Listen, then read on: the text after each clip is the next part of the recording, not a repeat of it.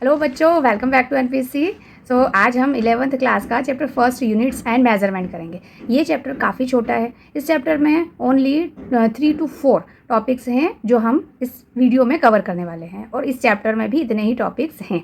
Okay, and this is for the Gujarat board and any other boards. Okay, deleted जो syllabus है वो हम नहीं करने वाले हैं, जो अभी आपके न्यू सिलेबस के अकॉर्डिंग है वही करने वाले हैं। Okay, so in this chapter we are going to study the physical quantity, types of physical quantity, significant figures, and rules to addition, subtraction, and so and dimensional formula. Okay, so these are the topics we will cover in this video.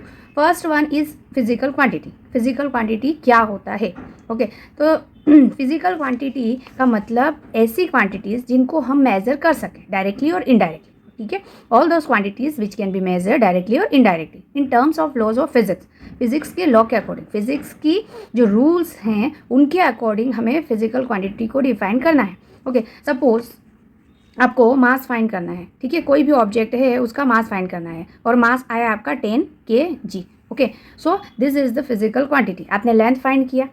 Okay, तो length is the physical quantity, time is the physical quantity. Okay, जिनको हम measure कर सकते हैं and जिनके एक fixed units होते हैं। ओके, अब यूनिट क्या होते हैं ये आगे हम पढ़ते हैं। और फिजिकल क्वांटिटी को जनरली हम numerical value and size of unit मतलब n इंटू यू के फॉर्म में लिखते हैं। कोई भी फिजिकल क्वांटिटी होता है वो n इंटू यू के फॉर्म में होता है। Here n is the numerical value and u is the unit. Okay, यहाँ पे जैसे सपोज आपने 5 kg लिखा है, सो 5 is the numerical value and kg is the unit. अब यूनिट क्या होती है? तो यूनिट का मतलब एक स्टैंडर्ड अमाउंट, फिजिकल क्वांटिटी का एक स्टैंडर्ड अमाउंट होता है जो कि हम मेज़र करते हैं। Okay, with the help of instrument. जो भी इंस्ट्रूमेंट आपको गिवन है, जैसे कि आपको मास फाइंड करना है तो आप स्प्रिंग बैलेंस का यूज़ करेंगे। तो इस तरह से हम यूनिट्स को डिफाइन कर सकते हैं। अब जैसे यूनिट है, यहाँ पर यूनिट क्या है? kg।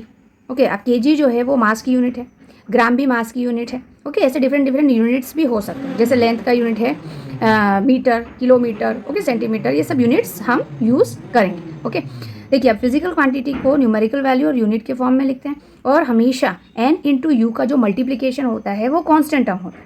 ठीक है, n into you is constant term. इसका मतलब क्या है कांस्टेंट टर्म? इसका मतलब ये है कि अगर आपके पास 1 मीटर लिखा हुआ है तो इसको आप क्या लिख सकते हो? 100 सेंटीमीटर। ठीक है, मतलब यहाँ पर जो n1 है वो 1 है, u1 है वो m है, और यहाँ n2 is 100 and u2 is centimetre. Okay, and both are same things, दोनों चीज़ें सेम है, कांस्टेंट है। ओके, तो आप एक यूनिट से दूसरे यूनिट में अगर कन्वर्जन कर रहे हैं तो न्यूमेरिकल वैल्यू भी चेंज हो जाएगी। Clear? Now types of physical quantity. Okay, so basically there are 2 types of physical quantity, fundamental quantities and derived quantity. And supplementary quantities भी हैं जो कि फंडामेंटल क्वांटिटीज़ में हम काउंट करते हैं। सो फंडामेंटल क्वांटिटीज़ क्या हैं? जो क्वांटिटीज़ इंडिपेंडेंट, जो क्वांटिटी किसी भी क्वांटिटी पे डिपेंड नहीं हो, that are the fundamental quantities. Okay, यहाँ 7 फंडामेंटल क्वांटिटीज़ हैं। लेंथ है, mass, time, electric current, temperature, amount of substance and luminous intensity. Okay, और इन सब के यूनिट्स भी दिए हुए हैं, यूनिट्स हैं and with the symbol. Okay, length का यूनिट क्या है? मीटर, मास का kg, टाइम का सेकेंड, इलेक्ट्रिक करंट का एम्पियर है, एंड टेम्परेचर का केल्विन है, अमाउंट ऑफ सब्सटेंस का मोल है, एंड ल्यूमिनस इंटेंसिटी जो कि हम लाइट में यूज़ करेंगे that is the candle. Candle इसका यूनिट है और CAD इसका symbol. Okay, now derived quantities क्या होती हैं? तो डिराइव्ड क्वांटिटीज़ वो क्वांटिटीज़ होती है जो कि फंडामेंटल क्वांटिटीज़ पे डिपेंड करती हैं। ओके, जैसे हमने कहा वेलोसिटी का फॉर्मूला क्या है? Displacement upon time. तो डिस्प्लेसमेंट मतलब लेंथ, और लेंथ यहाँ से आया है फंडामेंटल क्वांटिटी से। ओके, टाइम फंडामेंटल क्वांटिटी से आया है। इन दोनों क्वांटिटीज़ जो हैं का यूज़ करके हम वेलोसिटी का फॉर्मूला बना सकते हैं, और ये दोनों क्वांटिटीज़ कहाँ से आई है? फंडामेंटल। ओके, सो कुछ एग्जांपल्स हैं जो कि डिराइव्ड क्वांटिटीज़ में हैं। स्पीड है, वेलोसिटी है, फोर्स है, वर्क है, एक्सेलरेशन, सभी के फॉर्मूले हम फंडामेंटल क्वांटिटी से ही डिराइव कर सकते हैं। Clear? Okay, next is system of units. System of units basically 3 types के होते हैं और MKS को मॉडिफाई करके SI सिस्टम में कन्वर्ट किया गया है। ओके, तो CGS सिस्टम में C स्टैंड्स फॉर सेंटीमीटर, मतलब लेंथ के लिए हम सेंटीमीटर यूज़ करेंगे, मास के लिए हम ग्राम यूज़ करेंगे, एंड टाइम के लिए हम सेकंड यूज़ करेंगे।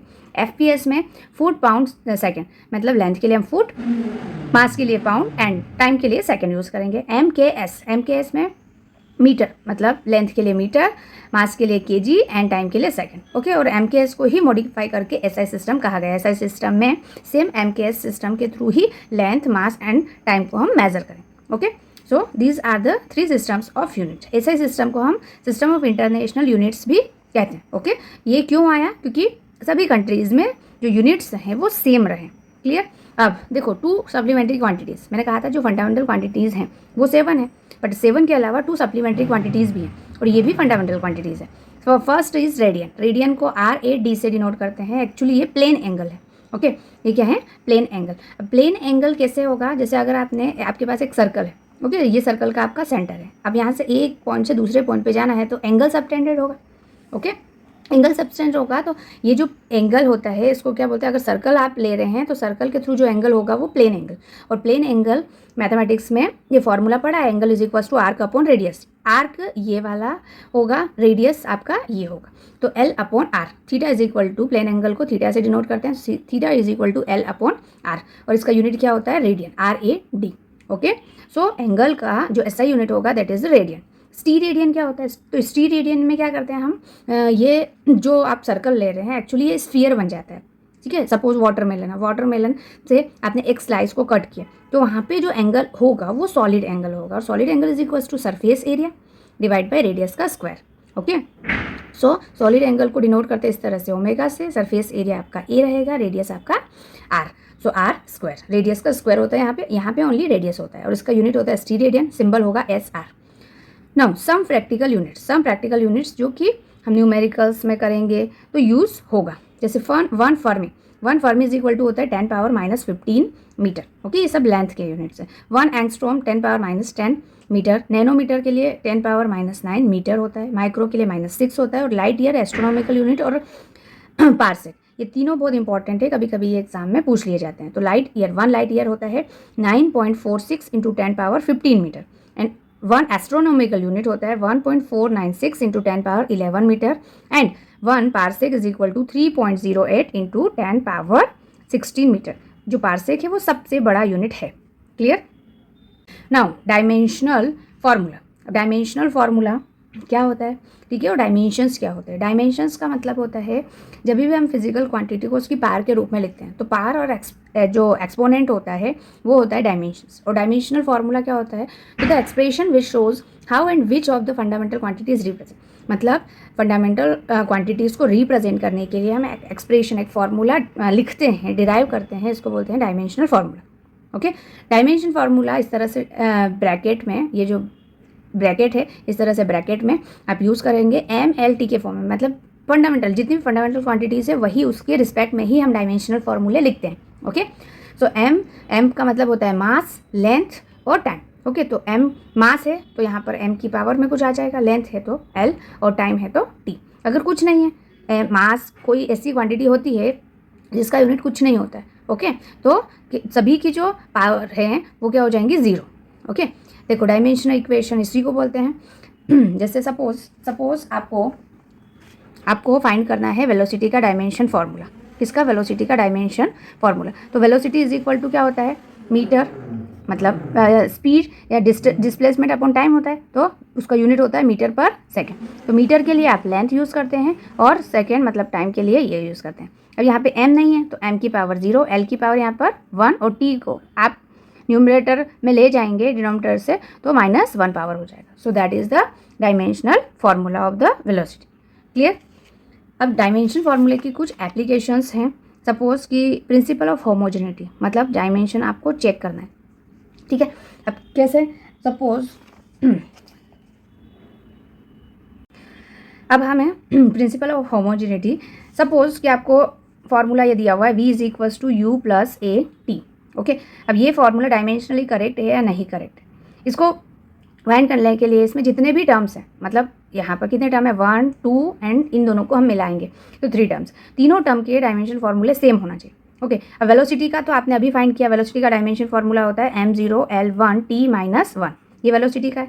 ये है आपका फाइनल वेलोसिटी भी, ये इनिशियल वेलोसिटी फाइनल वेलोसिटी कोई भी हो, इसका डायमेंशन फार्मूला यही होगा। और AT का जो डायमेंशन फार्मूला होगा, AT का डायमेंशन फार्मूला अगर आप निकालोगे तो एक्सेलरेशन का होता है m0 L, यहाँ t माइनस 2 हो जाता है। ओके, और ये जो t है इसका पावर 1। ओके, आप इसे कैलकुलेट करेंगे -2 + 1, ये पावर जो है वो ऐड हो जाएंगी।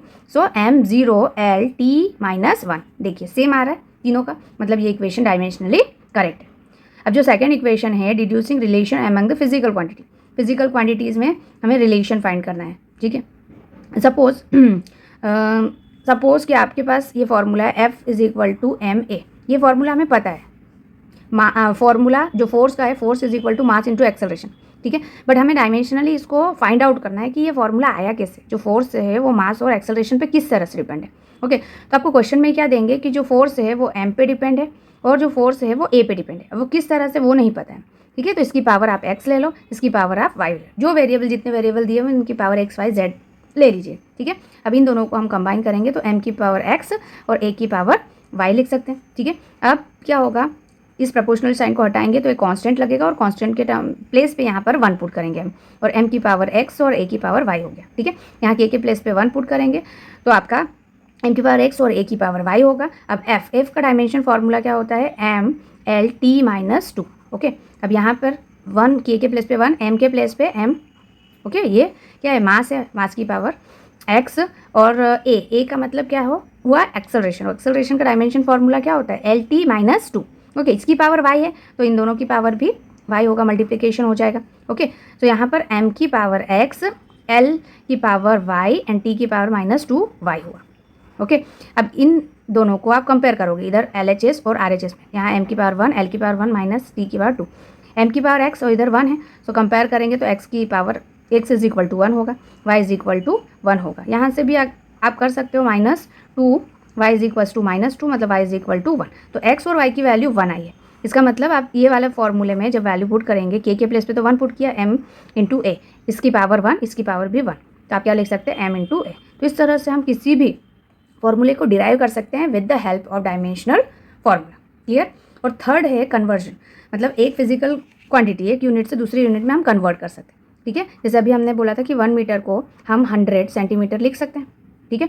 तो हम कन्वर्जन कर सकते हैं, यहाँ पे आप ये वाला फॉर्मूला यूज़ करेंगे, n1 u1 is equal to n2 u2। अब हमें नहीं पता है कि 100 सेंटीमीटर होता है, बस सेंटीमीटर में कन्वर्ट करना है, मतलब n2 हमें फाइंड करना है, ओके। तो हम क्या करेंगे, n1 u1 and u2, n1 के प्लेस पे तो 1 पुट करेंगे, u1 मतलब ये फिजिकल क्वांटिटी जो है वो SI में है और नीचे वाली जो है वो CGS में, ठीक है। तो SI सिस्टम में जो फिजिकल क्वांटिटी है, अब यहाँ पर क्या है, मीटर लेंथ है तो m तो 0 हो जाएगा, l की पावर 1, ठीक है।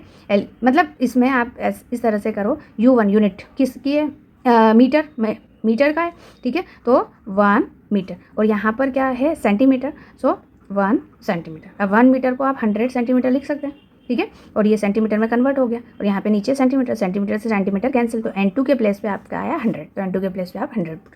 इस तरह से हम कन्वर्जन कर सकते हैं, okay. And last topic is significant figure. Significant figures के कुछ रूल्स हैं, जैसे रूल नंबर फर्स्ट है all non zero digits are significant. सभी इसमें आप देखोगे तो नॉन जीरो डिजिट्स, अब जैसे सपोज आपने ये लिया 43.024, ठीक है, या फिर 4 1 2 3 ये ले लिया, इसमें नॉन जीरो डिजिट्स हैं तो सभी सिग्निफिकेंट फिगर्स में काउंट होंगे, मतलब 4 सिग्निफिकेंट फिगर होंगे इसमें।